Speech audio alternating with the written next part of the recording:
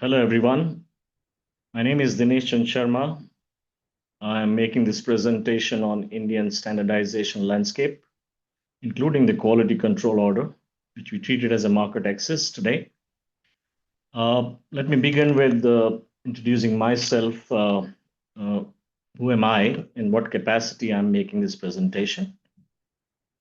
This presentation is done on behalf of SESEI. I am the SESEI, which is an acronym for Seconded European Standardization Expert in India. This is a project, and through this project, I am the local representative of EU standardization bodies in India. This project was launched way back in January 2013. It has gone its various iterations, and currently we are in its sixth phase. It started in August 2024, and it will continue until July 2027. As the name suggests, I am the local face of European standardization community in India. This is a project of 5 partners. The major funding comes from the European Commission, and for the current phase of the project, it is DG INTPA. But the money is also contributed by European standards organizations like SEN, SENELAC, and ITSI. IFTA is also a partner for this project. So in a nutshell, there are 5 partners who conceptualize this project, and I was hired to become the SESEI. People do often ask why SESEI. The reason is India is a major trading partner for EU and IFTA countries. And more, the role of standards is increasing to gain market access. And the regulatory and standardization landscapes are becoming more complex while evolving. But it also gives an opportunity to share best practices on behalf of SESEI. And it gives us a flexibility to work together as partners. When you work as a local representative on the field of standardization, the standardization is quite wide. To have the focused approach for this phase of the project, the priority sectors and topics are aligned with EU-India TTC. TTC is a Trade and Technology Council, which is the second in its of nature, which EU established after US. So the first one was with EU-US TTC, and the second one became EU-India TTC. There are many other partnership instruments between EU and India. For example, there is a connectivity partnership, which is aligned with the Global Gateway. So from these different partnership instruments, we pick out these topics. And in short, there are 3 working groups under TTC. The working group 1 is focused on digitization, which covers strategic technologies, digital governance, and digital connectivity. You see the name of all these topics, which falls under this, become the topic of SESEI scope.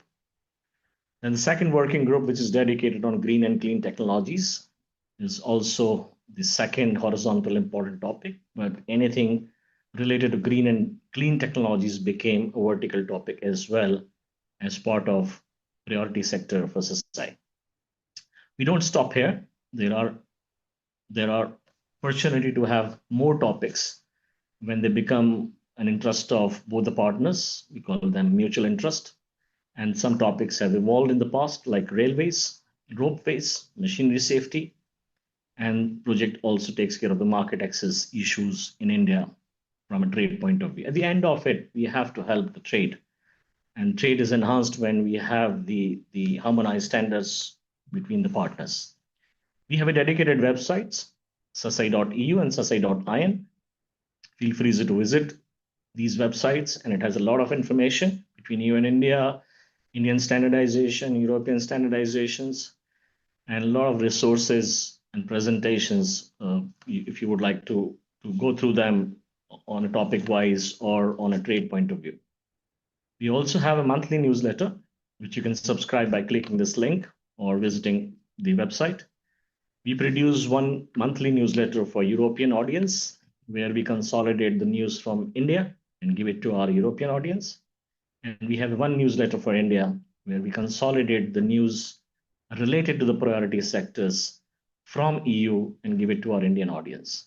Today, we have a database of around 3,000 plus cumulatively for both EU and India, and we use that to distribute these newsletters monthly, both the sides. With that as brief about me and my work in India, let me begin my presentation to share with you the Indian standardization landscape. To, to, to share it with you all, there are four major standardization bodies in India. The major, which is a national standard body, is called Bureau of Indian Standards, BIS. The second, Telecommunications Standard Development Society for India, TSDSI, which you can see it as an equivalent to ITSI in India, and the BIS is equivalent to SEN and SENELEC in India. But we also have a Telecommunication Engineering Center, which is a government administrative body under the Ministry of Communication and Department of Telecom. We call it TEC. And the fourth is Automotive Research Association of India, which basically works for global technical regulations in line with the UN Working Party 29. So these are the four major organizations in India representing standards activities. If you see these four organizations from a global perspective, as we all know, let me just put a pointer. As we all know, there are ISO, IEC, and ITU. These are the three major global standard development organizations. And if you see left-hand side, we have SEN, which is closely connected with ISO through Vienna Agreement. Then you have a SENELEC, which through Frankfurt Agreement is closely knitted with IEC. ITSI has an MOU with ITU, as well as an agreement on radio communication with ITUR. And they work on information and communication technologies. Yes, when we talk about telecommunication standards, we have a third generation partnership project, which is a global initiative, who sets these standards for all the generations of the technologies, starting with 2G GSM and now 5G, and they have already started working on 6G. When we talk about machine to machine and IoT, we have 1M2M, which is a similar partnership project like 3GPP. On the left-hand side, you see European Standards Organizations. On the right-hand side, the BIS is a founding member of ISO and working with IEC since 1911. We have a Department of Telecommunication. As I said in my earlier slide, there is a department called Telecommunication Engineering Center. They work primarily with ITU, ITU-T, ITU-R, and ITU-D as well. The last is the TSDSI, similar to ITSI. They are also the organizational partner of 3GPP and partner type 1 of 1M2M. TSDSI is also connected with the ITU as a sectorial member. This is how India and EU are connected with the global standards organizations, because the aim is to have a single standard, global standard, which can be adopted and implemented in the respective regions and continents. With that, I will go through in detail the first standard development organizations, which is Bureau of Indian Standards. If we talk about Bureau of Indian Standard, it's a national standard body of India, driven by an act which was last updated in 2016. We call it BIS Act 2016. If we go in line with that act, the core activities of BIS is standards formulation. They also take care of the confirmatory assessment, testing and certifications, and they also have a department to take care of the training. If I further split the confirmatory assessment activities, they do product certifications. They also have a scheme for self-declaration of conformity. The hallmarking is majorly for the gold, and they also do system certifications. If we talk about standard development at a glance, the BIS is divided into 17 divisional council, and I will cover up in the subsequent slide what are these different divisional councils. And under these different divisional councils, 17 divisional councils, there are 420 plus sectional committees. And these are the sectional committees who have developed, adopted, transposed standards. And today, if you see the library of BIS, 22,500 plus standard exist in their library. As I said earlier, the 17 divisional councils and 420 sectional committees. These divisional councils are dedicated for different topics. As you see on the screen, the civil, the chemical, electronics, information technologies, electrotechnical, which is IEC related topics, environment and ecology, food and agriculture, management system, mechanical engineering, medical equipment and hospital planning, metallurgical engineering, petroleum, coal, and related products, production and general engineering, textile, transport engineering, water resources. And there are two more which was created in recent years, services sectors. Even for services, they have created a dedicated divisional council to develop standards in the areas of services. Ayush, which is an Ayurveda, which is an Indian medicine, and for that also they have a dedicated divisional council to frame standards for Ayurveda medicines. Some new initiative by BIS. As BIS has been, as I said, they came out with the Act in 2016. After the Act, they have taken various new initiative to be closely knitted and working with the global organizations so that they have a global standards adopted in India for the success of the Make in India program, for example, so that they can develop a product which is based on a standard, which is a global standard, so that they don't have a domestic market, but the export market as well. We work very closely with them. So new initiative, Standard National Action Plan, we call it SNAP. It is developed for 5 years. The last SNAP was developed in 2022, and it remained valid until 2027. It basically sets a list of actions that would enable BIs to help meet the objective of making standardization process efficient, increase awareness and implementation of standards, increasing participation and involvement in national and international standardization, and ensure harmonious standardization activities in the country. Then they also took an initiative to create BIS standardization chairs in premier technical and educational institutes. There are many technical and educational institutes which are funded by the Government of India, and the BIS decided to create chairs of these chairs from these institutes so that they actively participate, bring their research forward, and standardize their research. So BIS entered into various MOUs with these premier technical institutions of the country to develop collaborative activities in the field of standardization and confirmatory assessment. They've even appointed a standardization chairs in these institutes. The purpose is to provide leadership in coordinating R&D efforts by these institutes towards development of standards in new and emerging technologies, and undertaking review of existing Indian standards involving thorough analysis of technical development. The third initiative is institutionalization of annual work program.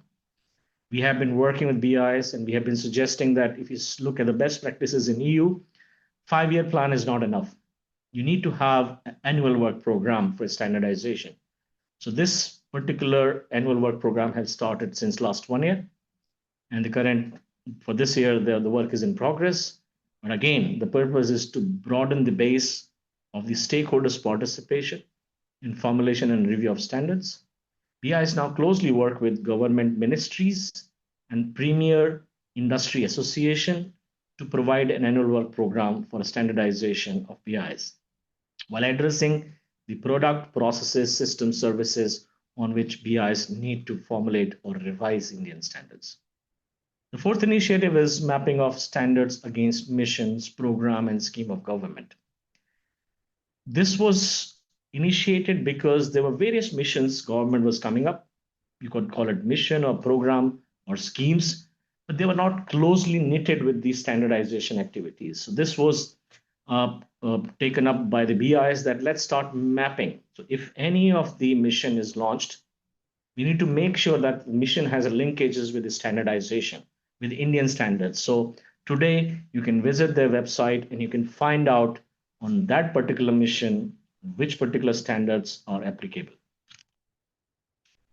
If I continue on these new initiatives, they also came up strengthening these standardization cells as an institutional mechanism.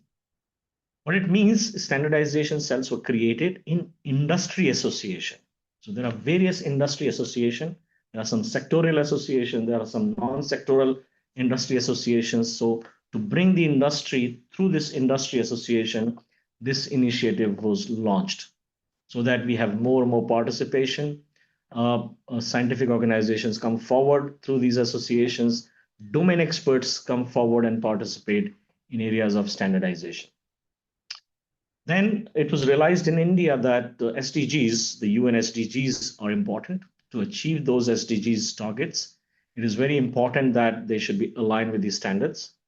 And once they align with these standards, it is easy for it to get implemented. So BIS also aligned and transforming the way the standards are formulated and making concerted efforts through experts to ensure that the sustainability dimension to the Indian standard is deeply ingrained. Call it like SDGs by design or sustainability by design in EU. The same efforts have been done in India by BIS. On top of it, they also came out with a scheme of recognizing the other SDOs. So if BIS is a national standard development organization, have a national recognition, there could be a sectorial SDOs, there could be other SDOs. To recognize them, they launched a scheme. And the purpose was one nation, one standard vision. We should have for all over India only single standard applicable.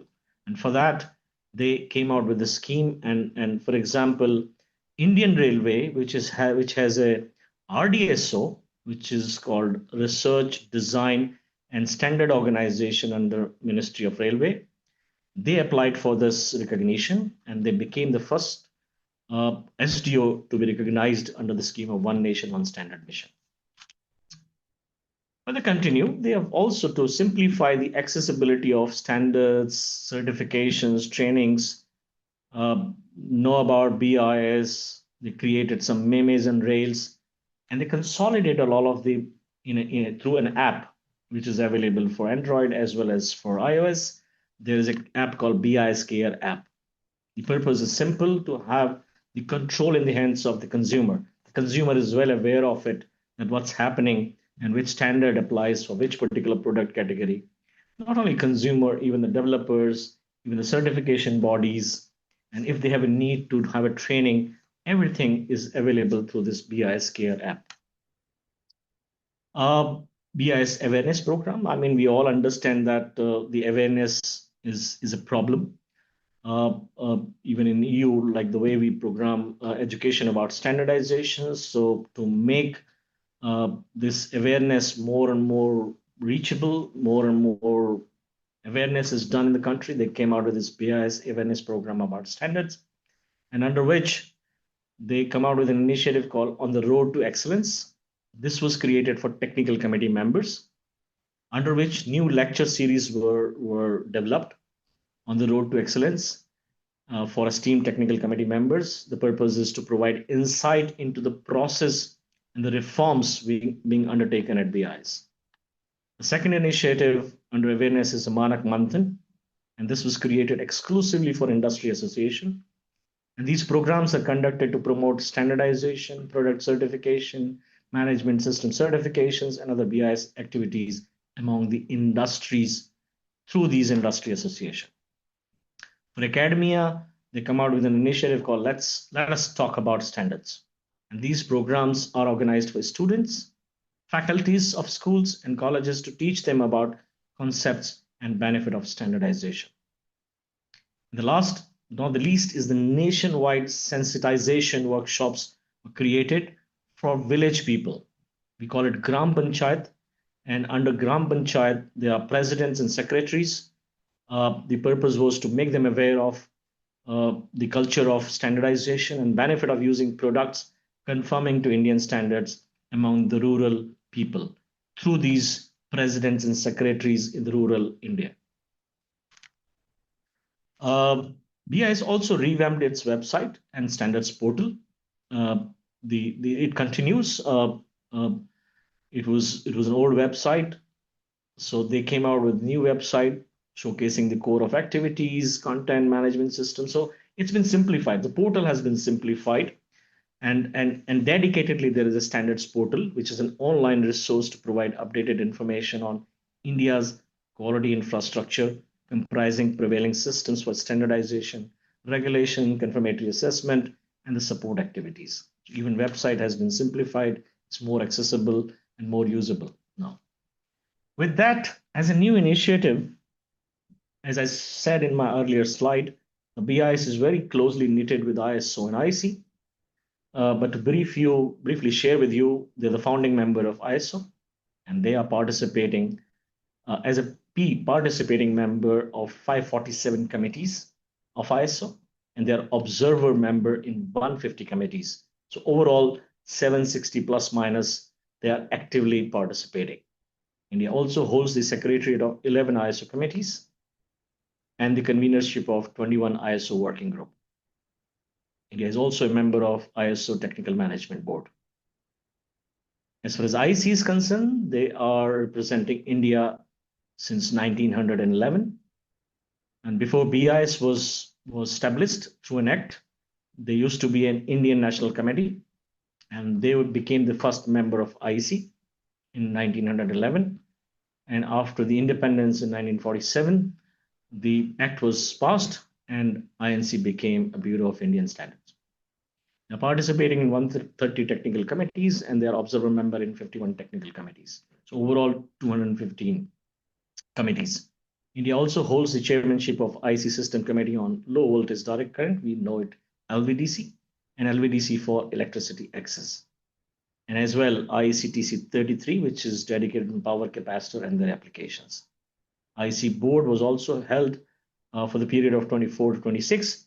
IC SMB is also held by India for the same period, and IC Vice President SMB is also from India. They're also the member of regional standard bodies like Pacific Area Standard Congress, PASC, and the SARS, South Asian Regional Standards Organization. They've also established 31 memorandum of understanding and 8 bilateral agreement, and out of which I can share with you, ITSI has an MOU with BIS, Sense Analyte also has an MOU with BIS, and we have a license agreement on one particular sector, EN 115 of railway, and we are in the negotiation for having the framework license agreement for Sense Analyte and BIS. With that, let me move to the next important topic, which is quality control orders. And quality control orders are issued by the ministries, but governed and managed by the Bureau of Indian Standards. If I can quickly explain you, quality control orders are the technical regulations. And these QCOs, popularly known, are government regulations that sets quality standard for specific product or categories while ensuring the product meets safety, performance, and quality requirements before being manufactured, before being imported, before being stored, or start selling in the market. As far as preparation and issuance of quality control orders are concerned, which falls under the BIS Act 2016, the first and foremost is identification of goods and article, for which the preparation of QCOs should be done in consultation with BIS. So ministries initiates this, they discuss with BIS, they create a draft QCOs. These draft QCOs are approved by the competent authorities. Of course, it goes through an open consultation as well before it is approved. And hosting of draft QCOs on WTO TBT. So it is mandatory that these QCOs, when they are in the draft stage, should be posted on the WTO TBT site. And it is done through Ministry of Commerce, which is Ministry of Trade. And consultation is held with the stakeholders in India. And even TBT committee members give feedback through WTO TBT website. And those comments and inputs are reviewed and decision is taken on that. If some relevant inputs are there, the QCO is updated and then finalized. Once it is finalized, it is released and it gives reasonable time for its implementation and as well as while getting approval from the competent authorities. And then finally, after this the gadget notification is announced and stakeholders are informed that the QCOs are coming. And after 6 months or 1 year period, depending on the consultation, the timeline is given in those gazette notifications.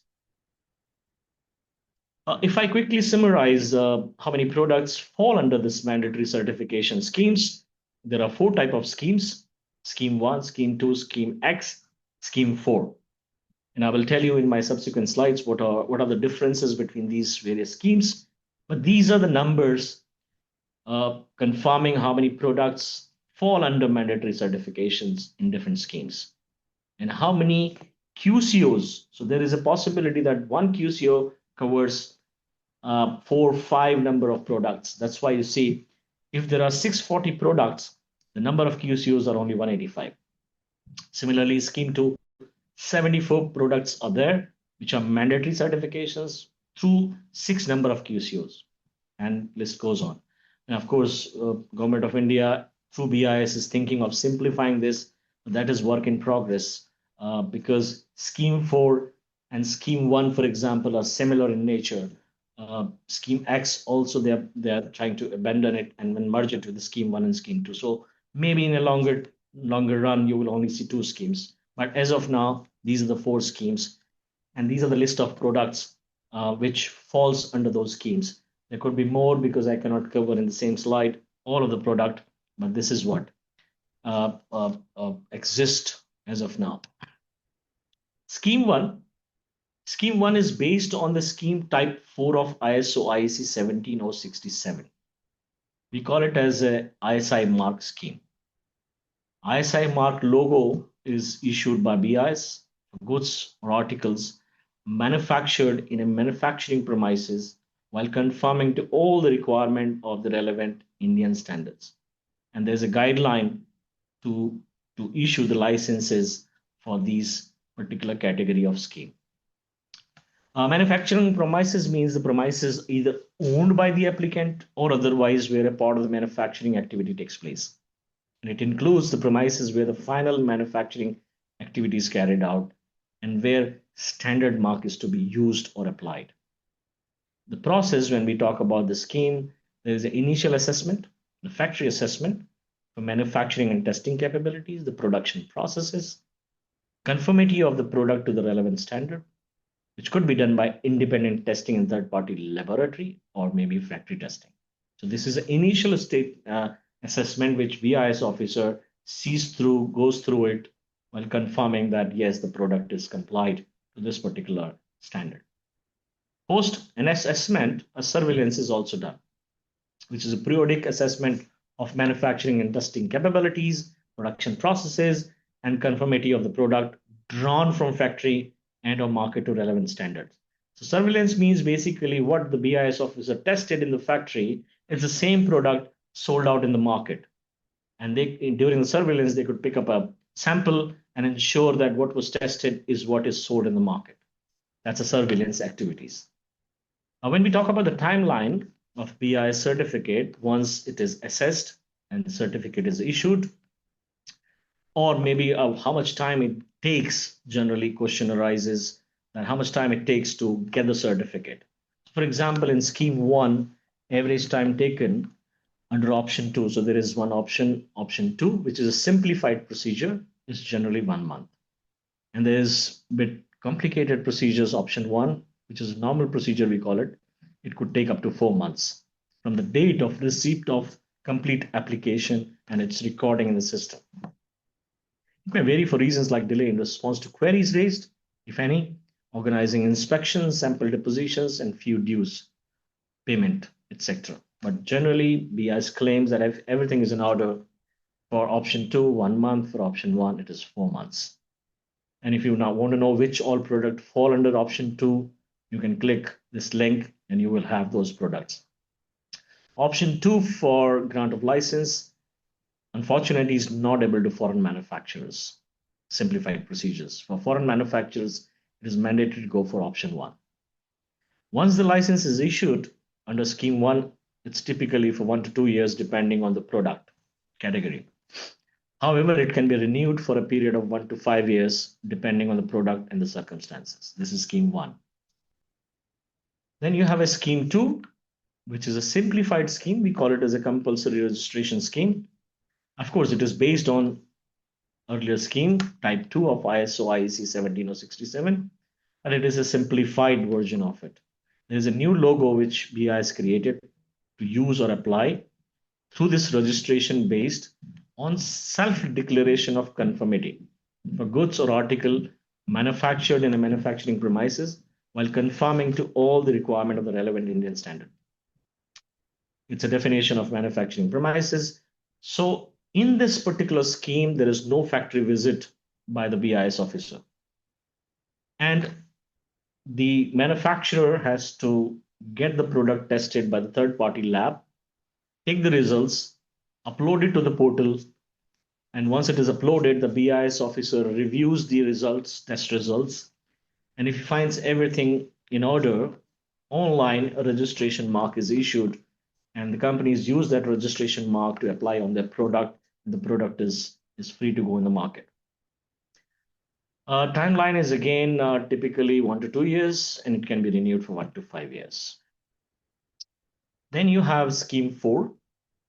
It's grant of certificate of conformity. So it's a bit different. That was grant of license, Scheme 1, and this is grant of certificate of conformity. Again, granted by Bureau for goods and article manufactured in manufacturing premises conforming to requirement standard, but for which particular category guidelines is available.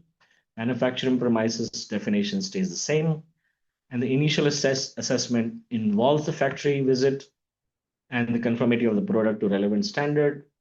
Surveillance is also there for this particular product. Scheme X, it's a submission of certification application by the manufacturers, license to use BIS mark or certificate of conformity.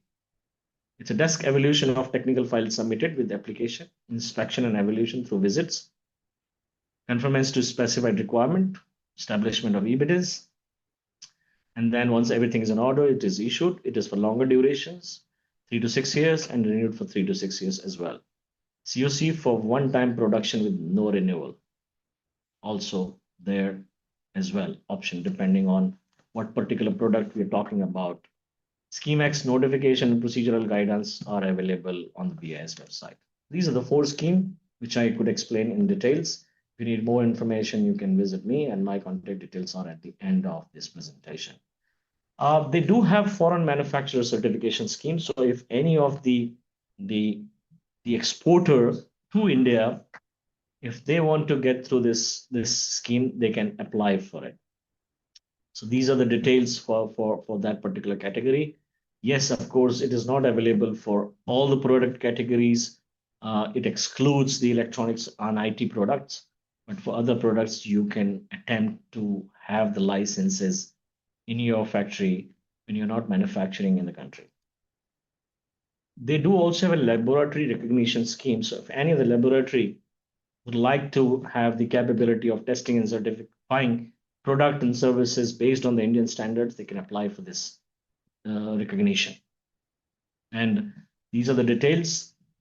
There are some listed BIS recognized laboratories, and there's some specialized labs, other labs, which are being utilized by BIS. And BIS itself, they own the few of the labs, and they have 8 labs all around the country. And these are the list of those. So basically, if any of the foreign company wants to set up testing capabilities in the country, they should get this recognition from the BIS. Some recent development about the QCOs. QCOs have been released quite quickly, quite a lot.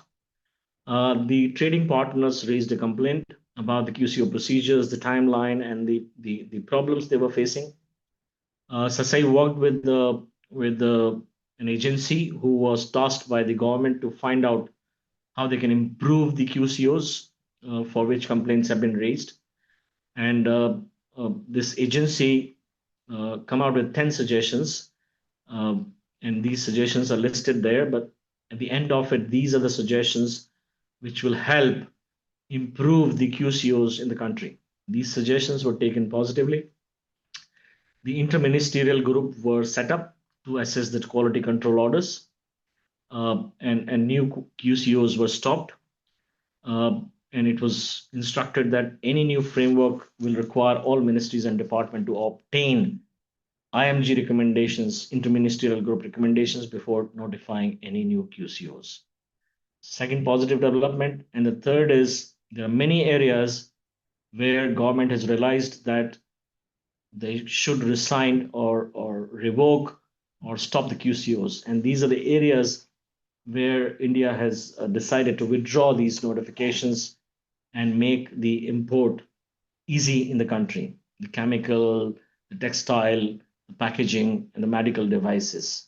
So they have been withdrawing the controversial QCOs. So while QCO is good for quality infrastructure, safety, and security, but then QCOs were getting issued too quick, too fast, without realizing the commercial impact of it.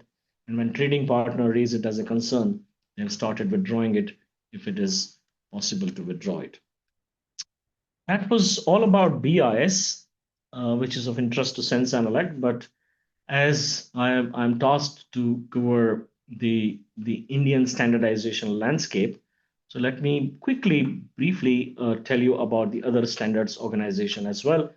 So first and foremost is the Telecommunication Engineering Center, which is government administration, comes under the Department of Telecom, Ministry of Communication, and they also act as a national standard body, but limited to the telecom sector. They have different functions, but they majorly work and interact with the ITU. And ITU-R for spectrum, ITU-T for technical requirements, and they also closely work with the ITSI, APT, ITU, etc. They also work very closely with TSDSI, which is its equivalent in our country. They have various regional centers in the country. They are also capable of doing testing and certification of telecom products. They also define the generic requirement and interface requirements when any procurement happen for the government telecom network for equipment and services, and to ensure that interoperability is in place. These are the various topics and divisions at TEC. You can see 6G, access labs, administration, convergence, fixed network, future network, telecom security, mobile technologies, MTCT, which is a mandatory testing and certification of telecom equipment. So they have divided various departments to take care of different topics. And as I said, TEC is also responsible for confirmatory assessment activities and has been appointed as a designated authority for telecom equipment. Machine-to-machine working group at TEC have released various technical reports. We have been working with them while they were producing these technical reports to share what's happening on those different topics, including machine-to-machine in Europe. They have a standardization guide, which is available here, which is actually based on ISO IEC Guide 21, Part 1, for adoption of standard of TSDSI and international standard bodies into the national standards. This guide covers all needed, TEC will adopt standards after wide public consultation process instead of its ratification simply. And if standards are adopted by TEC, they become a national standard. They remain voluntary unless and until made mandatory by its use and in reference to the regulation or the government directive. Adoption could run in parallel during standard development phase, where TEC is participating in the standard development, or maybe after the publication of standard by TSDSI. So effectively, TSDSI, which is its equivalent in India, they work very closely with 3GPP and 1M2M. They have the authority to transpose these 3GPP and 1M2M standards in India, transpose. And once it is transposed, the package is given to TEC. TEC does an open consultation for X number of days. And if there are no comments, these transposed standards by TSDSI becomes the national standards. And that's how they function. To do this adoption process, they have a different committees. They have a Telecom Standard Advisory Committee, Consultative Committee, task force, and depending on the purpose, these committees come and play a role. IPR also shall not be a subject matter of adoption. So they have clearly mentioned as part of this guide. If after adoption of TSDSI, any other STO standards by TEC, the global standard body like ITU, etc., accept, adopt a revised, amended version of the parent international standard, and TEC may adopt those revised and amended version directly without going through the lengthy process. This is on the guide. International collaboration, as I said, they also directly participate with ITU, 3GPP through TSDSI, 1M2M through TSDSI. They work with ITSI, IEEE, IETF, APT, Oceanics. So they, in the telecom sector, whoever is active, they work with them. As I said, 3GPP and 1M2M are adopted as a national standard. These are the details we can find out. In ITU, corresponding to the ITU, they have a national working group, one-to-one basis, and these are the one who study what's happening in ITU and participate in these study groups and contribute from an Indian context. Each national working group has members from the domestic industry, academia, government, and research organizations. So it happens with the close cooperations and consultation with the stakeholders in India. They also have a scheme called mandatory testing and certification of telecom equipment, majorly from a safety and security reasons. This scheme was launched. There was a government gadget notifications which was amended. The purpose is that the telecom equipment does not degrade performance of existing network to which it is connected. It should be safe for end user. Protect the user and general public by ensuring that the radio frequency emissions from equipment do not exceed prescribed labels or a standard. Telecom equipment also complies with the relevant national and international regulatory standards and requirements. So that's the objective of the scheme. It has been implemented, and to implement MTCE, they define the essential requirement. So basically, they define that what minimum testing criteria should be fulfilled before any telecom equipment goes into the commercial operations. To do this testing, they have a designated confirmatory assessment bodies. They also have a mutual recognition agreement with the partner countries like Singapore. They don't repeat the testing, and if they accept the reports. They also carry out the surveillance in the license areas. And if you need more information, it is available here, and you can reach out to me. That was TEC, and now let me come to the TSDSI, Telecom Standard Development Society of India.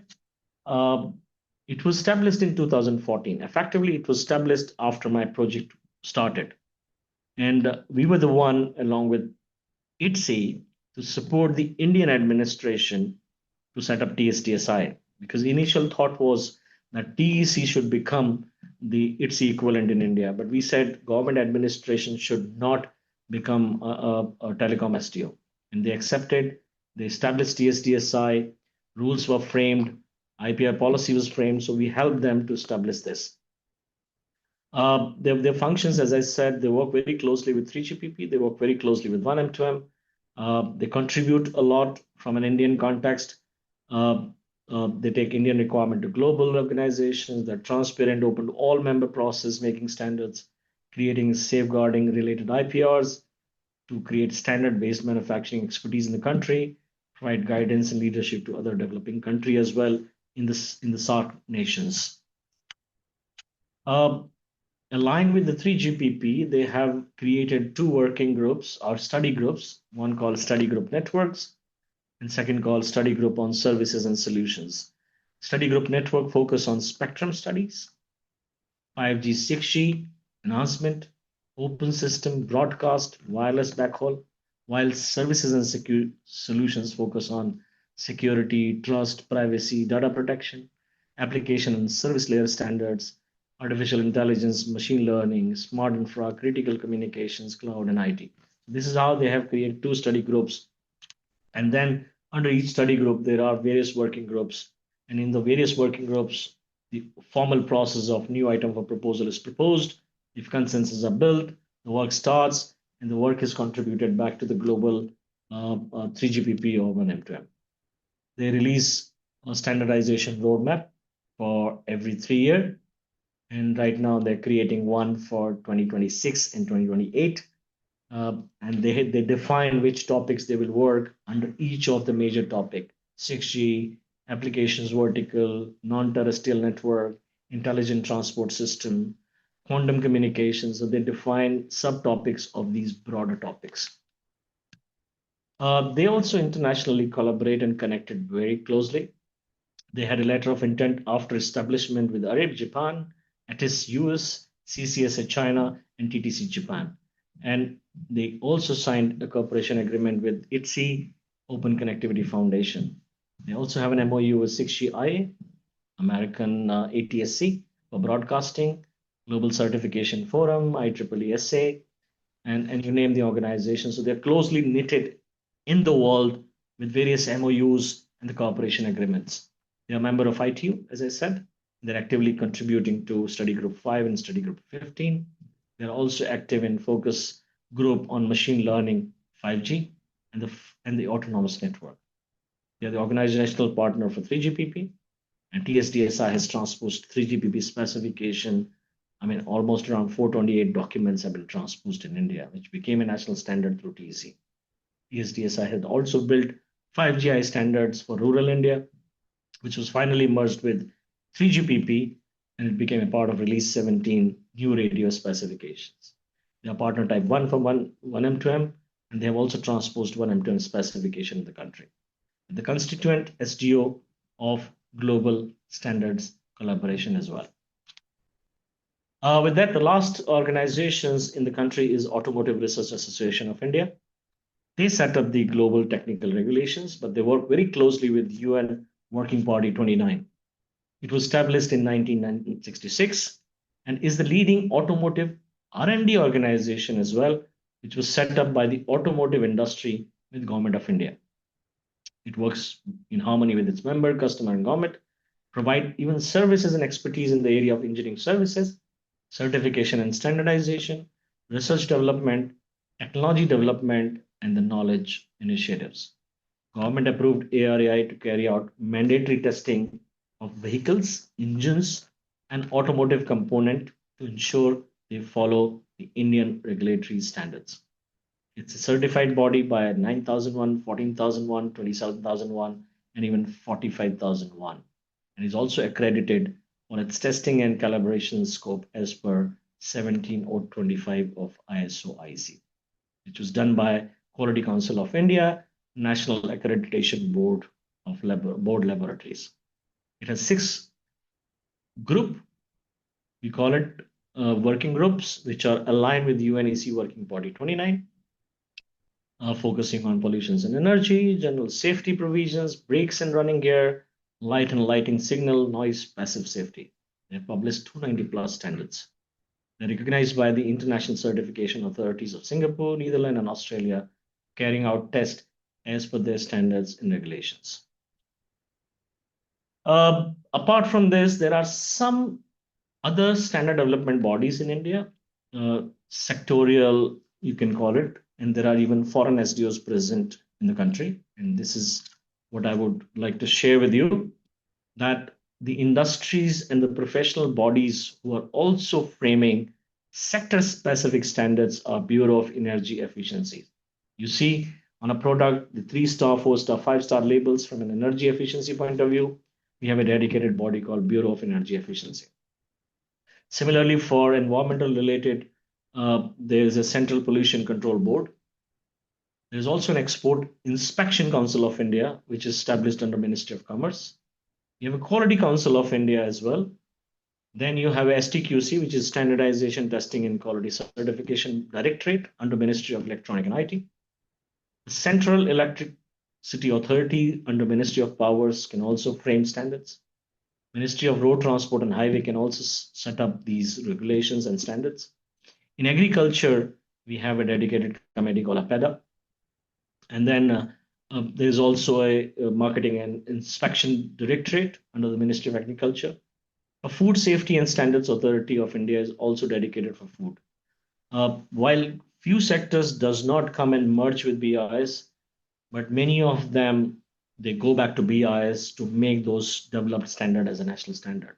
But for example, Food Safety and Standards Authority, major work is done separately. But few sectors, if they are handled at ISO, IEC, they come back to ISO for that.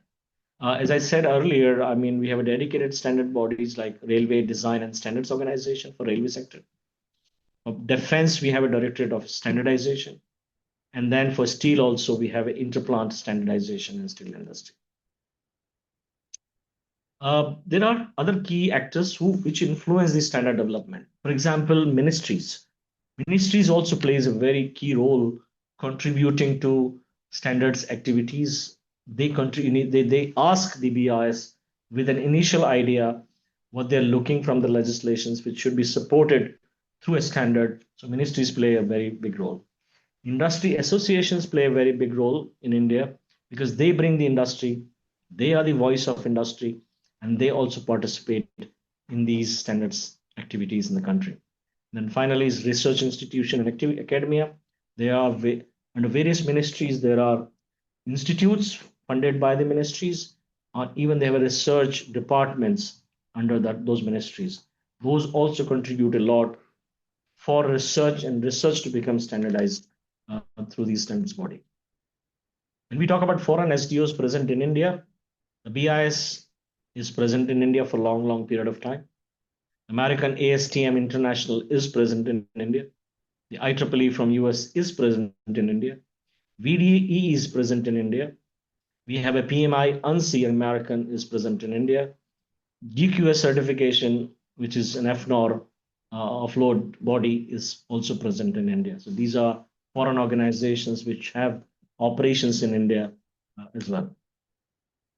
Last part of my presentation, I'll quickly show you this EU-IFTA-India relations. There are various partnership instruments which basically work from a government to government dialogue, but they do have linkages with the standards activities as well.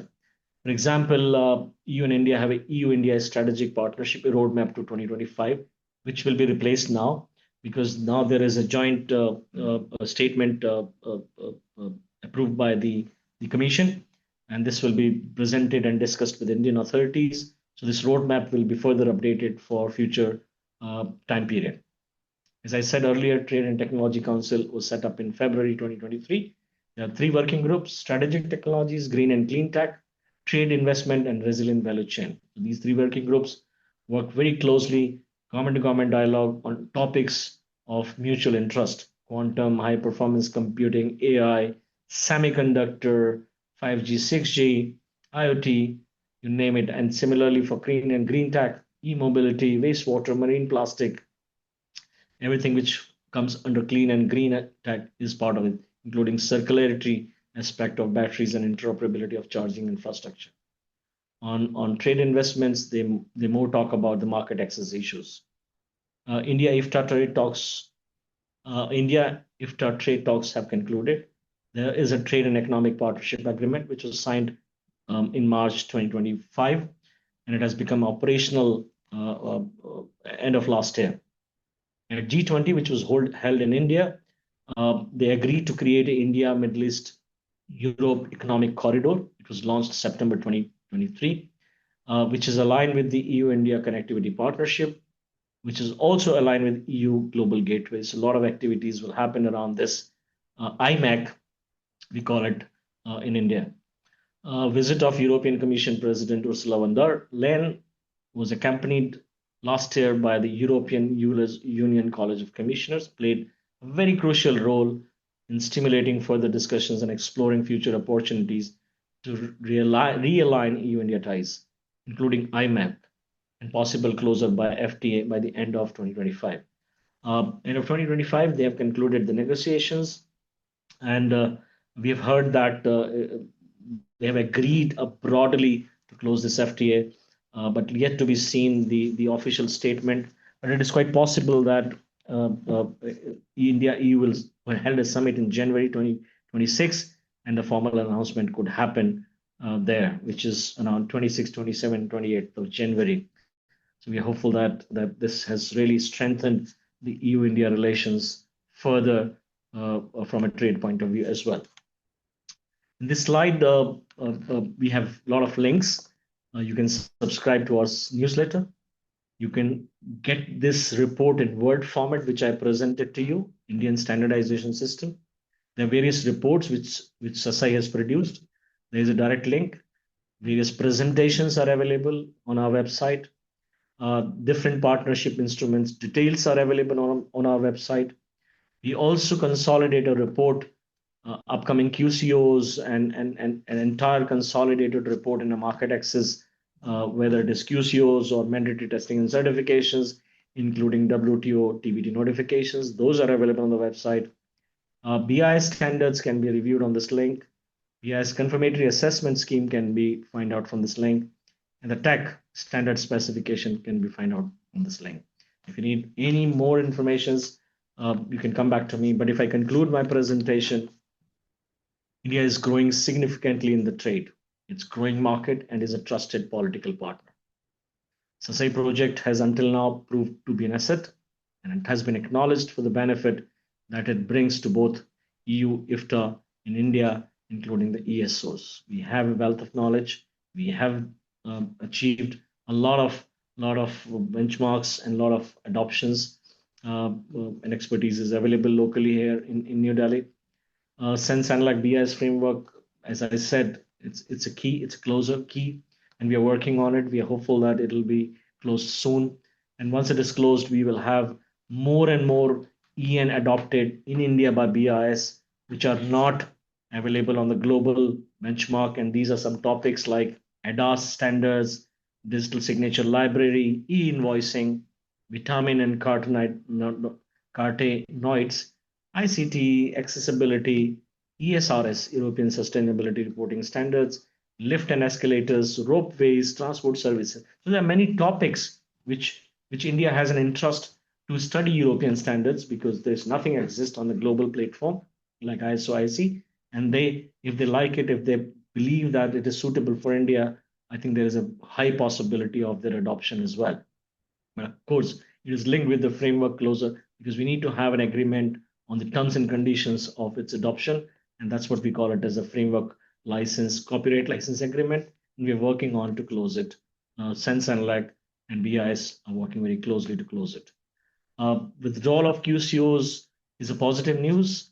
I think it will boost domestic production, especially for micro, small, and medium enterprises, which basically accounts for 36% of India's manufacturing sector. So withdrawal of QCOs is also a positive news.